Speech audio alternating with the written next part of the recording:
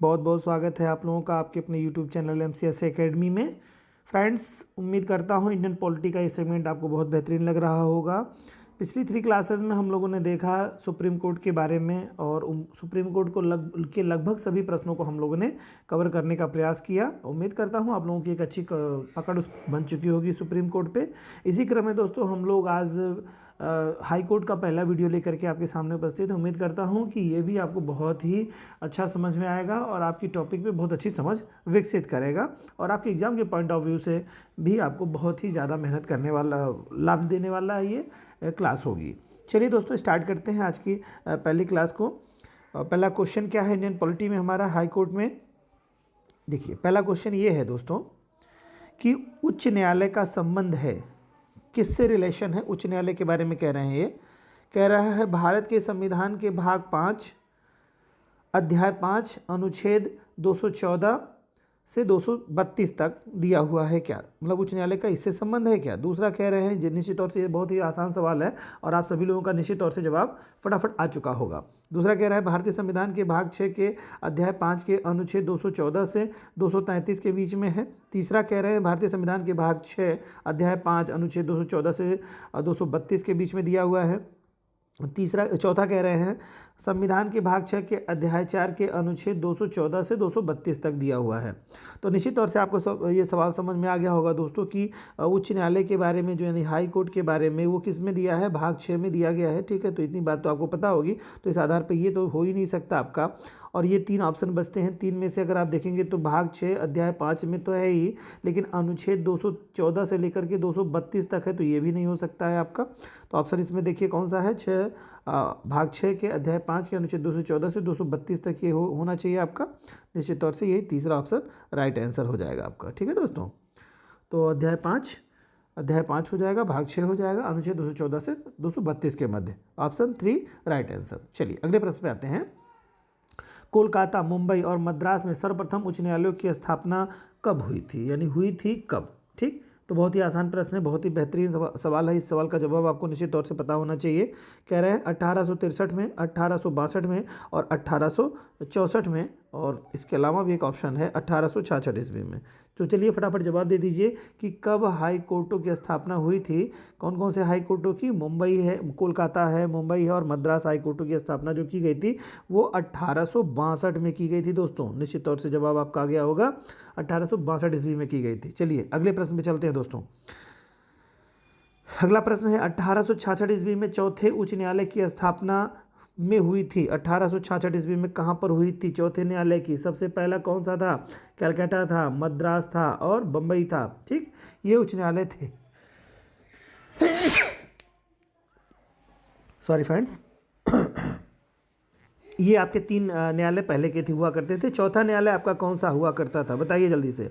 आपका होगा उत्तर प्रदेश का वो न्यायालय था। ठीक है, उत्तर प्रदेश का कौन सा न्यायालय होगा, इलाहाबाद, जिसे वर्तमान समय में आप प्रयागराज के नाम से जानते हैं, प्रयागराज। ठीक, प्रयागराज हाई कोर्ट।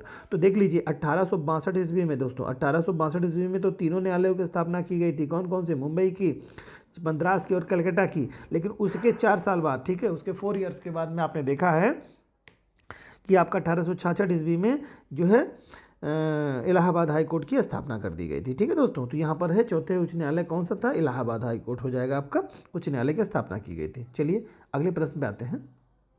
निम्नलिखित में से किस अनुच्छेद में कहा गया है प्रत्येक राज्य के लिए एक उच्च न्यायालय होगा। बहुत ही आसान, बहुत ही बेहतरीन प्रश्न है कि कौन सा आर्टिकल कहता है, बताइए फटाफट। अनुच्छेद 215, अनुच्छेद 216, अनुच्छेद 214 और अनुच्छेद 200 कि कौन सा आर्टिकल है जो कहता है कि प्रत्येक राज्य के लिए एक उच्च न्यायालय होगा। दोस्तों, प्रत्येक राज्य के लिए एक उच्च न्यायालय होगा, तो आर्टिकल निश्चित तौर से जवाब आ गया होगा, 214 होता है। आर्टिकल 214 कहता है कि प्रत्येक राज्य के लिए एक उच्च न्यायालय होगा। ठीक है दोस्तों, नेक्स्ट प्रश्न पे आते हैं।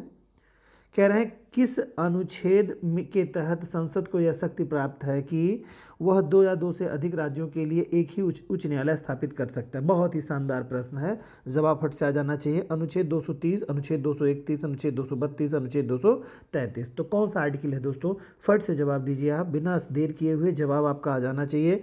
निश्चित तौर से अनुच्छेद 231 जो है संसद को 2 या 2 से अधिक राज्यों के लिए ये एक हाई कोर्ट इस्टेब्लिश करने की अनुमति प्रदान करता है। क्या देता है? उच्च न्यायालय स्थापित करने की परमिशन या शक्ति देता है। चलिए अगले प्रश्न पे आते हैं। उच्च न्यायालय के गठन का प्रावधान उपबंधित है। उच्च न्यायालय के गठन का प्रावधान किस आर्टिकल में उपबंधित है, ये बताना है आपको। बताइए फटाफट। अनुच्छेद कह रहा है 214, तो ये तो हो नहीं सकता क्योंकि प्रत्येक राज्य के लिए एक न्यायालय ये कहता है, तो गठन इसमें होगा नहीं। अनुच्छेद 215 की बात कह रहे हैं। अनुच्छेद 215 में क्या है आप बताइए जरा सा हमको। अभिलेखीय न्यायालय बताता है 215, तो ये हो ही नहीं सकता है आपका, ठीक है। फिर इसके बाद कह रहा है आर्टिकल 216, तो 216 में है ये उच्च न्यायालय के गठन के बारे में दिया है दोस्तों, ये उपबंधित करता है। और 217 जो है वो क्या कहता है, वो नियुक्ति क्या हाई कोर्ट में न्यायाधीशों की नियुक्ति और उसके पद संबंधी बातों को बताता है, तो ये तो हो ही नहीं सकता, तो ऑप्शन यहाँ पर 3 राइट आंसर होगा। चलिए अगले प्रश्न पे आते हैं। 7 नंबर प्रश्न कह रहे हैं निम्नलिखित में से किस अनुच्छेद के अंतर्गत सर्वोच्च न्यायालय की भांति उच्च न्यायालय को भी अभिलेखीय न्यायालय घोषित किया गया है। बहुत बढ़िया क्वेश्चन है, बताइए जरा। सुप्रीम कोर्ट को यानी कि सुप्रीम कोर्ट को अभिलेखीय न्यायालय कौन सा आर्टिकल करता है दोस्तों? 119 119, ठीक है। सॉरी 119 आपका है आपका, जो कि इसको अभिलेखीय न्यायालय घोषित करता है।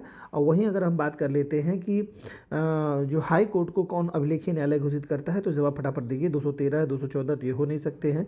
अनुच्छेद 215 के बारे में कह रहा है, जी हाँ 215 ही है अनुच्छेद। 215 है जो कि क्या कहते हैं, हाई कोर्ट को अभिलेखीय न्यायालय घोषित करने का कार्य करते हैं, ठीक है दोस्तों। और ये देखिए सॉरी दोस्तों, यहाँ पर सुप्रीम कोर्ट 229 होगा, मैं माफ़ी चाहूँगा आपसे। सुप्रीम कोर्ट 129 है, सॉरी दोस्तों 129 है, जो कि सुप्रीम कोर्ट को अभिलेखीय न्यायालय घोषित करता है। हाई कोर्ट 215 129 सुप्रीम कोर्ट और हाई कोर्ट 215, सॉरी माफ़ी चाहूँगा। अगला प्रश्न है दोस्तों, हाई कोर्ट के बारे में है। उच्च न्यायालय के न्यायाधीशों की नियुक्ति और उनके पद संबंधी प्रावधान किस अनुच्छेद में? बहुत ही शानदार प्रश्न ये भी है, मैंने पिछले प्रश्न में इसका जवाब दे दिया था, आप जवाब फटाफट दीजिए। कह रहा है क्या कि हाई कोर्ट न्यायाधीशों की नियुक्ति और उनके पद संबंधी प्रावधान किस अनुच्छेद में उल्लेखित किया गया है? तो कह रहे हैं आपका अनुच्छेद 216, 217, अनुच्छेद 218 और 219। तो बताइए फटाफट जवाब दीजिए। निश्चित तौर से जवाब आपका आ गया होगा, आर्टिकल 217 है, ठीक है। अनुच्छेद 217 क्या कहता है? नियुक्ति के बारे में, न्यायाधीशों की नियुक्ति के बारे में ये बात करता है। नियुक्ति और उनके पद संबंधी प्रावधान जो करता है अनुच्छेद 217 करता है। चलिए अगले प्रश्न पे दोस्तों, कह रहा है उच्च न्यायालय के न्यायाधीशों को हटाने की प्रक्रिया और आधार वही होगा जो। उच्च न्यायालय के न्यायाधीशों की हटाने की प्रक्रिया है, न्यायाधीशों को हटाने की प्रक्रिया और आधार वही होगा जो क्या सुप्रीम कोर्ट में होगा, ठीक है। जो सुप्रीम कोर्ट की जो व्यवस्था की गई है सेम वही व्यवस्था यहाँ पर भी लागू कर दी गई है दोस्तों, ठीक है। और सुप्रीम कोर्ट में किस में की गई है, आप जवाब दे दीजिए हमको। अनुच्छेद 124(4) में किया गया है, ठीक है दोस्तों। न्यायाधीशों को हटाने, सुप्रीम कोर्ट के न्यायाधीशों को हटाने की प्रक्रिया 124(4) में दी गई है। तो क्या अगर राष्ट्रपति को हटाने की है, विधानसभा अध्यक्ष को हटाने की है, उच्च न्यायालय के न्यायाधीशों को हटाने की है और उपयुक्त में से कोई नहीं, तो निश्चित तौर से आपका जवाब आ गया होगा। उच्च न्यायालय के न्यायाधीशों को हटाने की प्रक्रिया और आधार वही होगा जो सुप्रीम कोर्ट के, ठीक है, उच्चतम न्यायालय के न्यायाधीशों को हटाने की व्यवस्था होगी। अनुच्छेद 124(4) में सुप्रीम, ऐसे कह सकते हैं इसको, सुप्रीम कोर्ट और हाई कोर्ट दोनों के न्यायाधीशों को हटाने की प्रक्रिया का उल्लेख किया गया है। जो दोनों प्रक्रिया एक समान होंगी, जैसे सुप्रीम कोर्ट के न्यायाधीश को हटाया जा सकता है, उसी तरह से हाई कोर्ट के न्यायाधीशों को भी हटाने की प्रक्रिया दोनों का उपबंध जो है अनुच्छेद 124(4) में दिया गया है।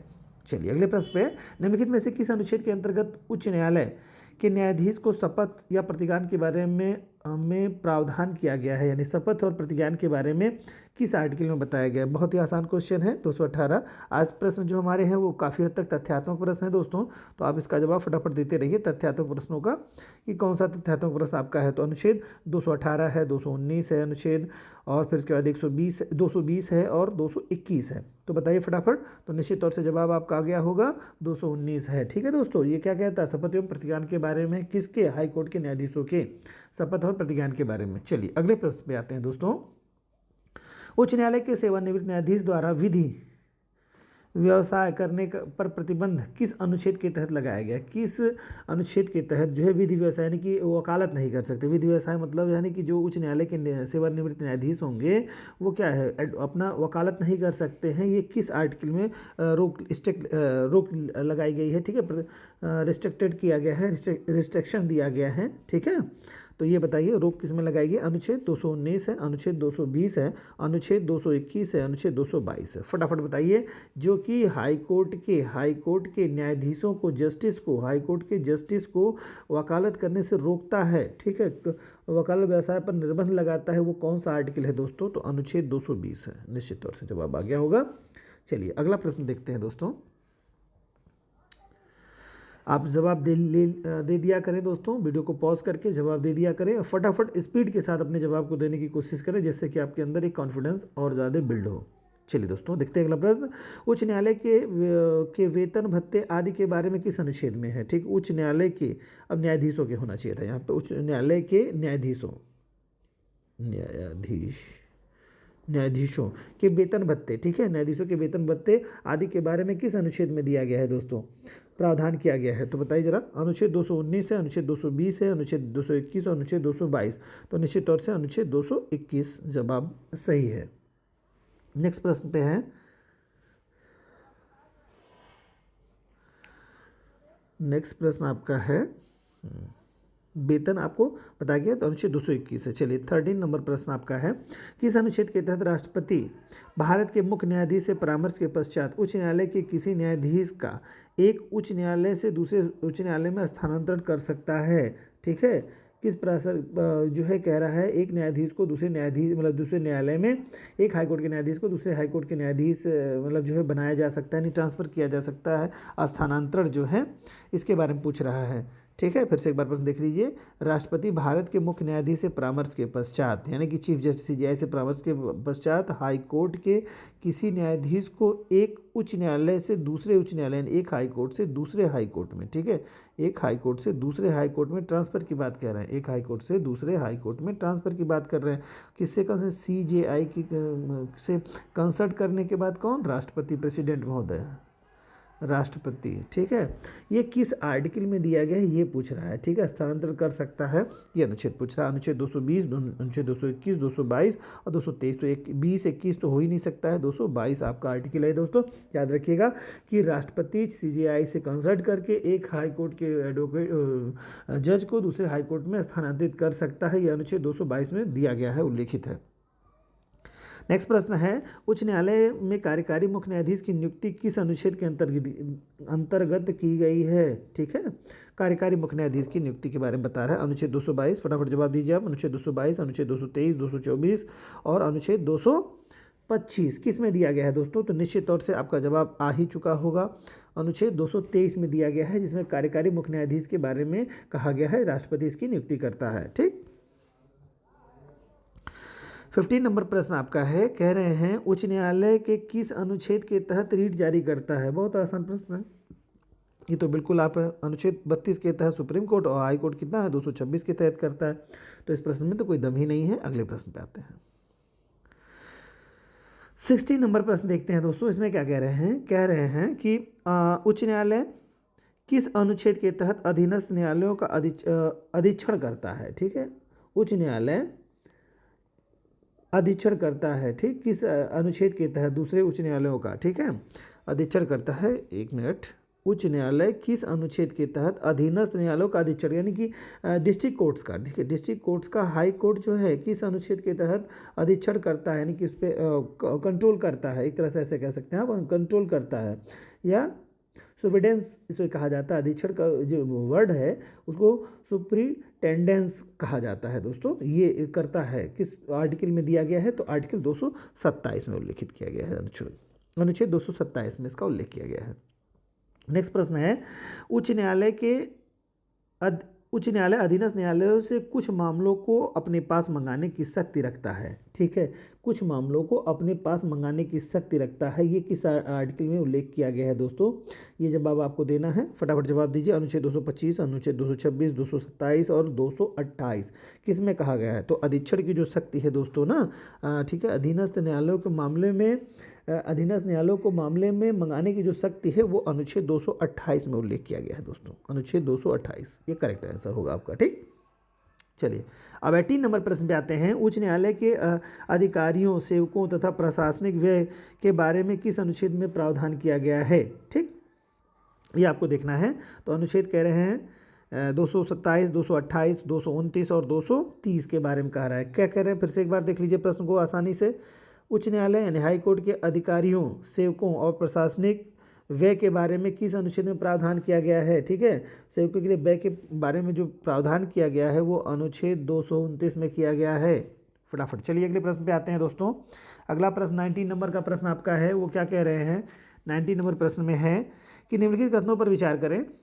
कह रहा है उच्च न्यायालय की स्थापना के बारे में प्रावधान अनुच्छेद 214 व 231 में किया गया है। जी हाँ, बिल्कुल किया गया है। ये संसद को पावर देता है और ये कहता है क्या कि इसके 214 क्या कहता है? 214 कहता है कि प्रत्येक राज्य के लिए एक उच्च न्यायालय होगा, ठीक है। और 231 क्या कहता है दोस्तों? 231 कहता है संसद विधि द्वारा 2 या 2 से अधिक, ठीक है, अधिक राज्यों अथवा 2 या 2 से अधिक राज्यों और केंद्र शासित प्रदेशों को मिला करके एक हाईकोर्ट का स्थापना कर सकता है, ठीक है। तो देखिए यहाँ पर थोड़ी सी बात टेक्निकल समझ लीजिएगा, है क्या, बड़ा ही आसान सवाल है। आसान सवाल ये है कि एक हाई कोर्ट एक राज्य के लिए एक राज्य है कोई, फिर दूसरा कोई एक राज्य है, ठीक है। इसके लिए जो है एक हाई कोर्ट संयुक्त हाई कोर्ट बना सकता है, ठीक है। ये बात कहता है, ये आर्टिकल 231 कहता है, ठीक है। 231 ये कहता है, ये आर्टिकल कहता है 231, ठीक है। और इसके अलावा क्या कहता है कि अगर 2 राज्य हों, जैसे एक राज्य इसके साथ एक केंद्र शासित प्रदेश हो, तो उसके लिए भी कर सकता है। जैसे आप देखिए पंजाब देख लीजिए, हरियाणा देख लीजिए, पंजाब हरियाणा और उसके अलावा चंडीगढ़, तो ये तीनों का एक संयुक्त न्यायालय है ना दोस्तों। तो ये भी बात यहाँ पे कही गई आर्टिकल 231 में। तो 2 राज्यों का या एक राज्य एक केंद्र शासित प्रदेश का भी हो सकता है संयुक्त न्यायालय करने का प्रावधान जो आर्टिकल 231 करता है, या 2 राज्य हों उनका एक संयुक्त न्यायालय की करने का परमिशन भी देता है, और साथ ही साथ 2 राज्य के अलावा 2 राज्य और एक केंद्र शासित प्रदेश हो तो व्यवस्था कर सकता है। तो इस तरह का जो विधान किया गया है वो इसमें किया गया है। चलिए अगले प्रश्न पे देखते हैं, मतलब आगे डिटेल देखते हैं। तो ये तो करेक्ट हो गया आपका। दूसरा कह रहा है अनुच्छेद 215 में कहा गया है कि प्रत्येक राज्य के लिए एक उच्च न्यायालय होगा, किंतु 215 में कहा गया है, ये गलत कह रहा है, 214 होना चाहिए था। कहा गया है उच्च न्यायालय होगा, किंतु अनुच्छेद 231 के तहत संसद विधि द्वारा 2 या 2 से अधिक अथवा 2 या 2 से अधिक राज्यों और के शासित क्षेत्र के लिए एक ही उच्च न्यायालय की स्थापना कर सकते हैं। यहाँ पे आर्टिकल 214 होना चाहिए दोस्तों। अगर 215 है तब तो ये गलत हो जाएगा, और 214 रहेगा तो फिर ये करेक्ट हो जाएगा दोस्तों, ठीक है। तो ये बातें हैं, तो इस नाते इसको करेक्ट कर लीजिएगा। सारे स्टेटमेंट सही है। मैं इस नाते इस तरह के शब्दों का प्रयोग कर रहा हूँ। मैं बार बार आपको बता चुका हूँ दोस्तों कि जिससे आपकी कॉन्सेप्ट एक अच्छी पकड़ हो जाए, और प्रश्न पत्र जो आप प्रश्न सीरीज कर रहे हैं इससे आपको एक कॉन्फिडेंस आ जाए, इसमें कोई भ्रम की स्थिति ना रहे कि सर ने जो बताया था उसमें गलत था या सही था। इस नाते सभी तथ्यों को मैं कोशिश करता हूं कुछ अपवादिक को छोड़ करके बाकी सभी को करेक्ट लिख देता हूं, जिससे कि आपको एक सही समझ विकसित होती चली जाए आपके अंदर, और ये एक आपका एक मैटर की तरह आपको एक टेस्ट सीरीज आपको आपके सामने आपके दिमाग के स्मृत स्थल पे छप जाए, ठीक है दोस्तों। इसको पूरा रट लेना है दोस्तों। सारे आर्टिकल्स को रटने का एक सबसे आसान और बेहतरीन तरीका आपको बार बार रिवीजन करना ही होगा। चलिए, तो इस आधार पर दोनों सही हो गए हैं आपके, तो दोनों का ऑप्शन जो भी होगा वो करेक्ट हो जाएगा दोस्तों। दोनों का ऑप्शन कौन सा है आपका? थर्ड ऑप्शन दोनों का है, ये सही हो गया। अगला प्रश्न 20 नंबर प्रश्न है। इसमें कह रहे हैं किस अनुच्छेद के तहत संसद को संघ शासित राज्यों के लिए अलग उच्च न्यायालय स्थापित करने की शक्ति दी गई है, ठीक है। अलग शक्ति दी गई है संसद को, ठीक है। किस आर्टिकल में कहा गया है? अनुच्छेद देख लीजिए, 244 है, 241 है, 242 है, 243 है। तो अनुच्छेद किसमें संसद को संघ शासित राज्यों के लिए अलग उच्च न्यायालय स्थापित करने की शक्ति किसमें दी गई है? अनुच्छेद 241 में दी गई है दोस्तों, ठीक है। दूसरा ऑप्शन राइट हो जाएगा यहाँ पर। और ये सवाल हमारा है कि इस शक्ति का प्रयोग करते हुए संसद ने सबसे पहले कहाँ का हाई कोर्ट स्थापित किया और कब किया, ठीक है। कब किया और कहाँ का किया? तो बताइए, जवाब दीजिए। 1966 ईस्वी में किया गया था संघ शासित, और किसके लिए? दिल्ली के लिए किया गया था, ठीक है दोस्तों। दिल्ली ही एकमात्र जो है एक केंद्र शासित प्रदेश है जिसका खुद का अपना उच्च न्यायालय है, ये आपको पता ही होगा। साथ ही साथ आप जान लीजिए कि जम्मू एंड कश्मीर और लद्दाख नया राज्य बन जाने के कारण से तो उनके पास भी अपने हाई कोर्ट है, ये आधार आप ध्यान रखिएगा उसके पहले। लेकिन ये विधि जो बनाई गई है ना आर्टिकल 241 के तहत, ये तो दिल्ली है, लेकिन जो आपका जम्मू एंड JNK है, जम्मू एंड कश्मीर और लद्दाख है, लद्दाख, ये आर्टिकल 241 का प्रयोग करते हुए नहीं बनाए गए हैं, ध्यान रहे आपको, ठीक है, ये किस आर्टिकल का प्रयोग करते हुए बनाए गए हैं दोस्तों, जवाब दीजिएगा फट से। जिस राज्य में जिसके तहत सबका एक अपना उच्च न्यायालय होगा, ठीक है, उस आर्टिकल के तहत बनाए गए हैं। 214 के तहत प्रत्येक राज्य का एक उच्च न्यायालय होगा, ठीक है। ओके, तो ये चीज़ आपके लिए है। अगले प्रश्न पे आते हैं। 21 नंबर प्रश्न है, कह रहे हैं 1965 में संघ शासित राज्य दिल्ली के लिए उच्च न्यायालय स्थापित किया गया। 1965 ईस्वी में, 1965 ईस्वी कह रहे हैं दोस्तों, बताइए जल्दी जल्दी बताइए। 1965 नहीं, 1966 है दोस्तों, तो ये गलत हो गया आपका स्टेटमेंट। स्थापित किया गया है। फिर कह रहा है दिल्ली एकमात्र ऐसा संघ शासित प्रदेश है जिसका अपना उच्च न्यायालय है। जी हाँ, बिल्कुल सही है, ये अपना खुद का उच्च न्यायालय है। अनुच्छेद 230 के तहत संसद को किसी भी संघ शासित राज्य के लिए, ठीक है, अनुच्छेद 230 के तहत किसी संघ शासित राज्य के लिए आधिकारिक राज्य पर किसी उच्च न्यायालय के अधिकारिता का विस्तार करने या अधिकारिता के अपवर्जन करने की शक्ति देता है। जी हाँ, ये स्टेटमेंट बिल्कुल सही आपका है, ठीक है दोस्तों। देखिए ये आर्टिकल तो अभी पिछले प्रश्न में जो बताया था, आर्टिकल 241 जो होता है वो केंद्र शासित प्रदेशों के लिए अलग राज्य बनाने की शक्ति देता है, लेकिन यहाँ कह रहे हैं अनुच्छेद 230 के संसद किसी संघ शासित राज्य के उच्च न्यायालय की अधिकारिता का विस्तार करने, यानी ये क्या है 230 क्या कह रहा है, टेरिटोरियल प्रदेश की जो हाई कोर्ट का है उसकी शक्ति के बारे में कह रहा है। उच्च न्यायालय की अधिकारिता का विस्तार करने या अधिकारिता से अपवर्जित करने की शक्ति है, यानी कि अधिकार में लेने की और अधिकार से छोड़ने की, मतलब निकालने की। तो ये बात यहाँ कही गई। दोनों ही बहुत ही इंपॉर्टेंट आर्टिकल है, 241 और 230। दोनों किसके बारे में कहते हैं आपको, टेरिटोरियल प्रदेश के हाई कोर्ट के बारे में कहते हैं। ये कहता है स्वतंत्र रूप से कोई हाई कोर्ट इस्टेब्लिश कर दिया जा सकता है, इस्टेब्लिश किया जा सकता है केंद्र शासित प्रदेश के लिए, जिसका प्रयोग करते हुए 1966 ईस्वी में दिल्ली के लिए बनाया गया था दोस्तों। और 230 का जो प्रयोग करता है वो ये कहता है संसद किसी उच्च न्यायालय की अधिकारिता में विस्तार कर संघ शासित राज्य की किसी उच्च न्यायालय की अधिकारिता का विस्तार करने या उसमें अपवर्जन करने की शक्ति रखता है, ठीक है दोस्तों। तो ऑप्शन 2 और 3 करेक्ट हो जाएगा, यहाँ पर 2 और 3 का ऑप्शन जो भी है वो करेक्ट हो जाएगा, ये सी ऑप्शन राइट होगा। 22 नंबर प्रश्न आपका है दोस्तों, निम्नलिखित कथनों पर विचार कीजिए। 26 जनवरी 2013 को संसद द्वारा 3 पूर्वोत्तर राज्यों यहाँ मेघालय होगा दोस्तों, मेघालय मणिपुर त्रिपुरा है, ये है ओके। यहाँ पर मेघालय, ठीक है, मेघालय मणिपुर त्रिपुरा और गुवाहाटी उच्च न्यायालय की अधिकारिता में गुवाहाटी उच्च न्यायालय की अधिकारिता में वर्जित कर उसके लिए पृथक 3 नए उच्च न्यायालयों का गठन किया गया। जी हाँ, बिल्कुल सही बात यहाँ बताई गई है। 26 जनवरी 2013 की बात है ये, ठीक है, की गई है।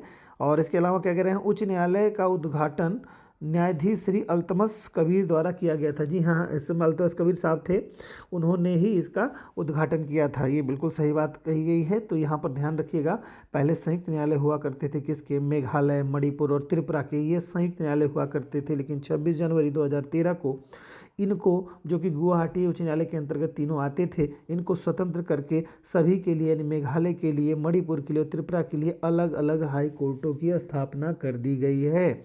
और इसका जो उद्घाटन किया था वो क्या है, उस समय जो CJI आपके हुआ करते थे, श्री अल्तमस कबीर साहब हुआ करते थे, इन्होंने ही किया है, ठीक है। तो दोनों स्टेटमेंट सही, इस आधार पर दोनों सही हो जाएगा, तीसरा ऑप्शन राइट होगा।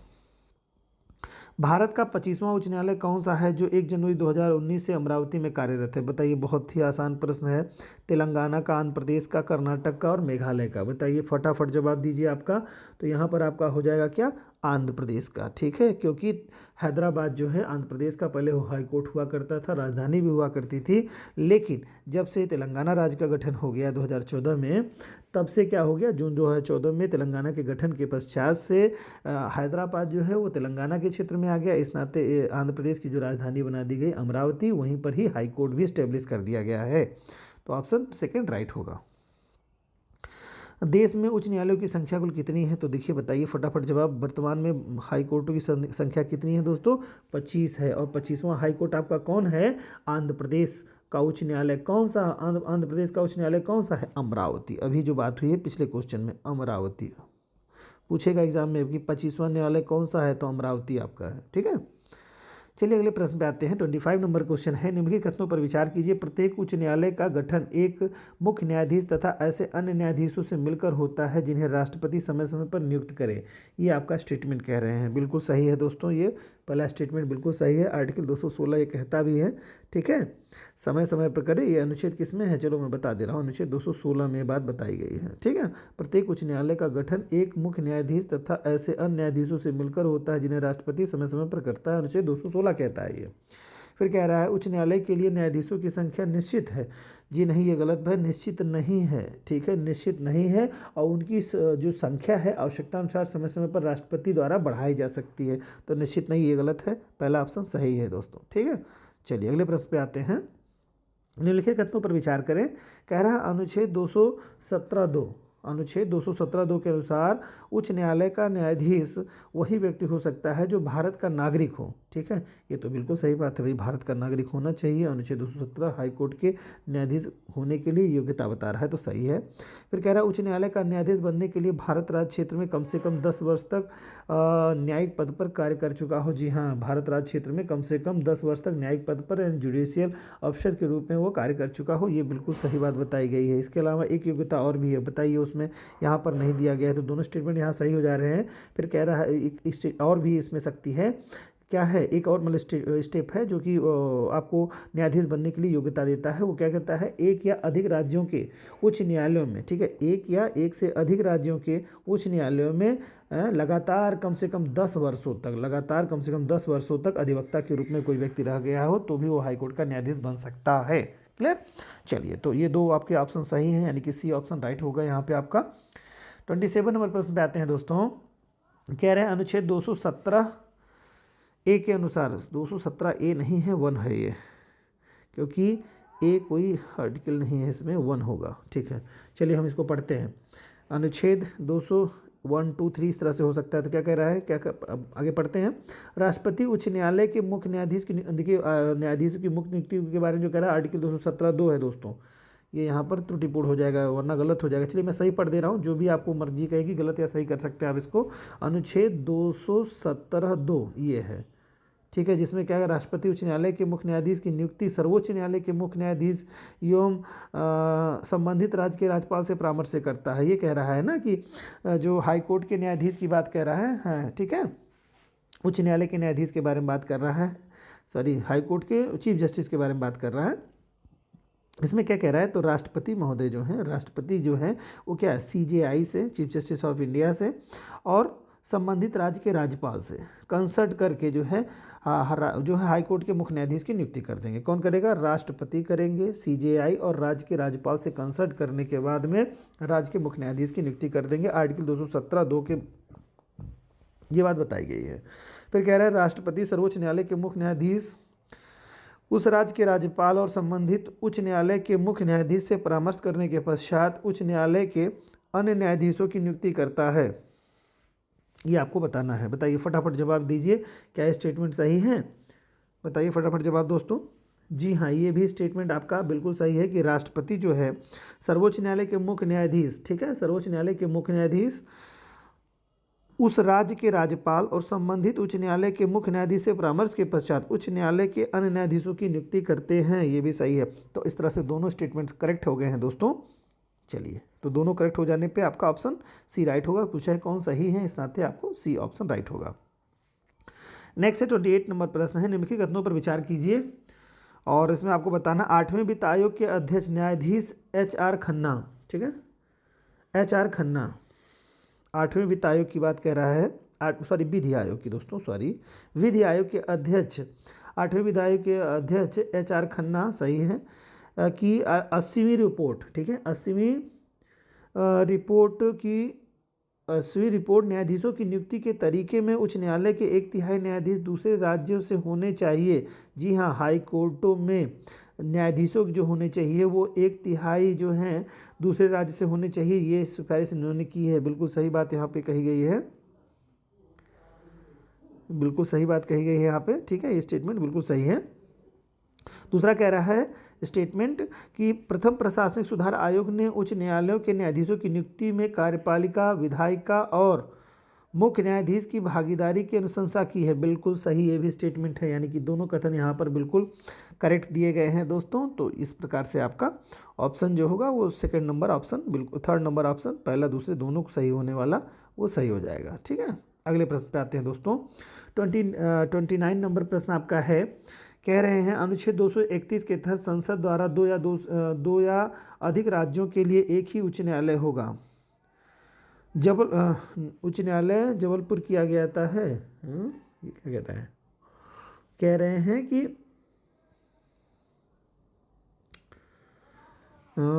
के लिए एक ही उच्च न्यायालय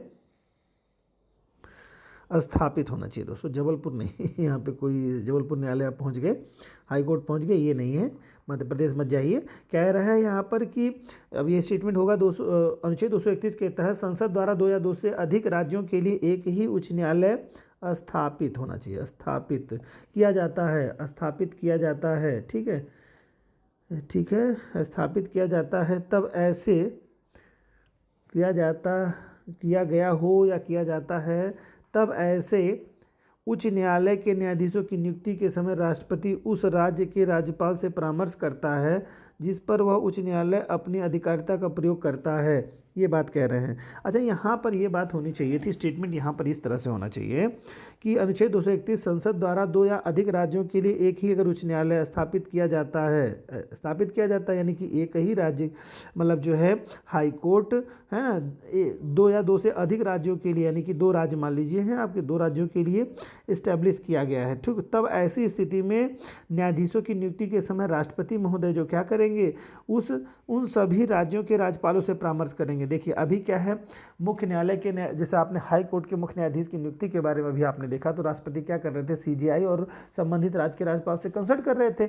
यहाँ पर क्या होगा कि जो अगर मुख्य न्यायाधीश, मान लो हाई कोर्ट के किसी न्यायाधीश से नियुक्ति करनी है आपको, और वो हाई कोर्ट जो है 2 राज्यों का संयुक्त मतलब जो है हाई कोर्ट है, तो उस कंडीशन में करना क्या होगा कि राष्ट्रपति महोदय क्या करेंगे, राष्ट्रपति सीजेआई से कंसल्ट करेंगे, साथ ही साथ वो 2 राज्य है तो 2 राज्यों के राज्यपाल से इनके भी, इस राज्य के भी और इस राज्य के भी राज्यपाल से कंसल्ट, दोनों राज्यों के राज्यपाल से कंसल्ट करके तब न्यायाधीश की नियुक्ति करेंगे। यही बात यहाँ पर कही जा रही है। तो ये प्रयोग करता है, ठीक है। तो ये किस आर्टिकल में ये उल्लंघित किया गया ये बताना है आपको। ये उपयुक्त करता है तो प्रयोग किस अनुच्छेद में उल्लंघित किया गया, अनुच्छेद 231(2) का, अनुच्छेद 231(2) का 2 बार दे दिया है दोस्तों, यही है आपका आंसर, बिल्कुल करेक्ट है, अनुच्छेद 231(2) का। ठीक है, यहाँ पर 2 बार दे देने के कारण से तो आपको थोड़ा कन्फ्यूजन हो रहा होगा, इस नाते एक हटा दीजिए आप कोई भी, ठीक है। तो बिल्कुल सही आपका आंसर ये हो जाएगा। और चलिए आज का लास्ट क्वेश्चन देखते हैं दोस्तों। आज का लास्ट प्रश्न आपका है, वो क्या कह रहा है, कह रहा है जब किसी उच्च न्यायालय के मुख्य न्यायाधीश का पद रिक्त हो तब हो, या जब मुख्य न्यायाधीश की अनुपस्थिति के कारण या अन्यथा अपने पद के कर्तव्यों का निर्वहन करने में असमर्थ हो, तब राष्ट्रपति न्यायालय के अन्य न्यायाधीशों में से किसी को मुख्य न्यायाधीश के कार्य का निर्वहन करने के लिए कार्यवाहक मुख्य न्यायाधीश नियुक्त कर सकता है। ठीक है दोस्तों, बिल्कुल कर सकता है। ये किस अनुच्छेद में दिया गया है, जल्दी से जवाब दीजिए। अनुच्छेद 223 में उल्लेख किया गया है, 223 में उल्लेख किया गया है। चलिए अगले प्रश्न में देखते हैं। अगला स्टेप जो तथ्य है, उच्च न्यायालय के कार्यवाहक मुख्य न्यायाधीश की नियुक्ति अनुच्छेद 223 में, देखिए वही बात यहाँ पे भी बताई गई 223 में। जी हाँ, बिल्कुल सही है, दोनों स्टेटमेंट बिल्कुल करेक्ट हैं। तो इस तरह से आपका ऑप्शन जो हो जाएगा वो तीसरा बिल्कुल सही ऑप्शन होगा। ठीक है, पहला दूसरा दोनों सही हैं। तो इस तरह से दोस्तों ये आपका हाई कोर्ट का 30 प्रश्नों की श्रृंखला कंप्लीट हो गई। उम्मीद करता हूँ कि हाई कोर्ट के बहुत सारे क्वेश्चन आपको बहुत आसानी से समझ में आ गए होंगे और आपकी जो है हाई कोर्ट पे एक अच्छी समझ निश्चित तौर से विकसित हो चुकी होगी। तो दोस्तों ऐसे ही मेहनत करते रहिए, रिविजन करते रहिए। मिलते हैं नेक्स्ट सीरीज के साथ, तब तक अपना खूब ख्याल रखिए। जय हिंद दोस्तों।